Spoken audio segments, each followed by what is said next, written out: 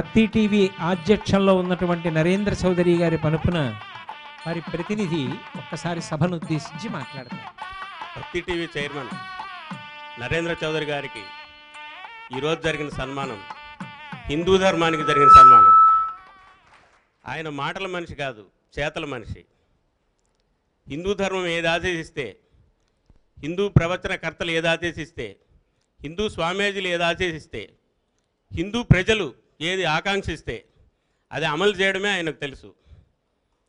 అందుకే ఆయన తరఫున మీ అందరికీ, హిందూ ప్రజలందరికీ భక్తి టీవీ తరఫున, మా ఎన్టీవీ భక్తి టీవీ వనితా కుటుంబం తరఫున కృతజ్ఞతలు చెప్పమన్నారు.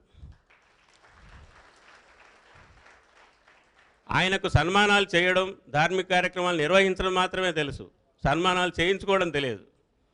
ఈరోజు బ్రహ్మశ్రీ చాగంటి కోటేశ్వరరావు గారు, కాకినాడ పుర ప్రజలు, పండితులు మీరందరూ సన్మానానికి పిలవడంతో ఆయన ఆరోగ్యం బాగలేకున్నా, ఇందాక బ్రహ్మశ్రీ చాగంటి గారు చెప్పినట్టు అతి కష్టం మీద వచ్చారు.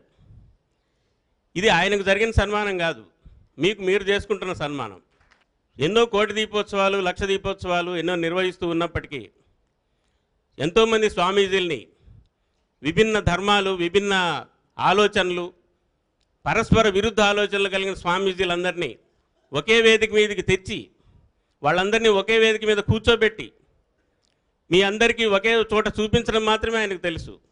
ఇలాంటి మీ అందరి మద్దతుతో ఎన్నో చేయాలనుకుంటున్నారు.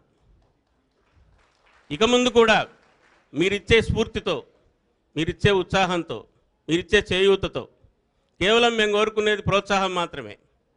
హిందూ ధర్మానికి వీళ్ళు బాగా చేస్తున్నారు అని మీరందరిచ్చే మద్దతే మాకు ఊపిరి. కృతజ్ఞతలు.